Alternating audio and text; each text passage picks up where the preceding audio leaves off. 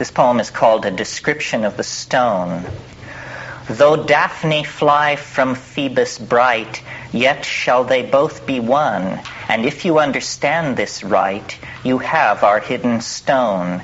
For Daphne, she is fair and white, but volatile is she. Phoebus, a fixed god of might, and red as blood is he. Daphne is a water nymph, and hath of moisture store, which Phoebus doth confine and heat, and dries her very shore. They being dried into one, of crystal flood must drink, till they be brought to a white stone, which washed with virgin's milk, so long until they flow as wax, and no fume you can see. Then have you all you need to ask. Praise God and thankful be. This is a recipe for the production of the philosopher's stone. And the author, I'm sure, felt that he'd spoken as clearly as he dare speak. And yet, making something of this is no easy task. This is from the Theatrium Chemicum Britannicum and the late phase of alchemy. Here's another one. The world is a maze, and wot you why? Forsooth of late a great man did die, and as he lay a-dying in his bed, these words in secret to his son he said. My son, quoth he, 'tis good for thee I die, for thou shalt much the better be thereby. And when thou seest that life hath me bereft, take what thou findest, and where I have it left, thou dost not know, nor what my riches be. All which I will declare, give ear to me. An earth I had all venom to expel, and that I cast into a mighty well. A water eke to cleanse what was amiss, I threw into the earth, and there it is.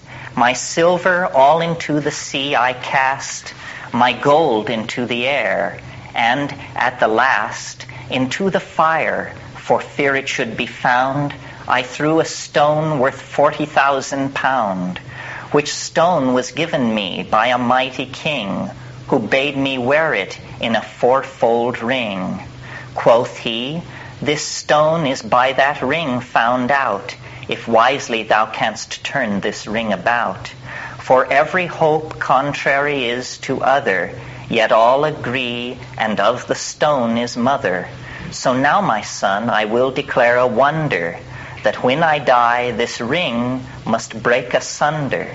The king said so, but when he said withal, although the ring be broke in pieces small, an easy fire shall soon it close again. Who this can do, he need not work in vain, till this my hidden treasure be found out. When I am dead, my spirit shall walk about. Make him to bring your fire from the grave, and stay with him till you my riches have. These words a worldly man did chance to hear, who daily watched the spirit, but nae the near. And yet it meets with him and every one, yet tells him not where is the hidden stone. Now, this stuff is obscure. It's deliberately obscure. It was obscure to its contemporaries.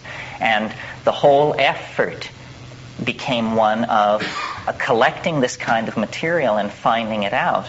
And you have to understand, this was all circulating in manuscript. Very little of this was printed. The Theatrium Chemicum Britannicum was not printed until 1652. So this was a world without vehicular transportation other than the horse and carriage. And these people were paranoid of being discovered and persecuted for wizardry and witchcraft by the church.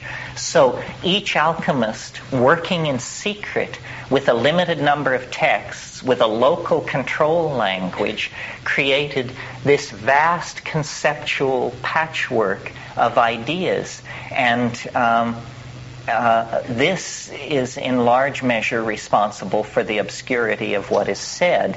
Then another factor which impinges on this and further complicates the matter is that the name of the game was projection of the contents of the imagination onto physical processes.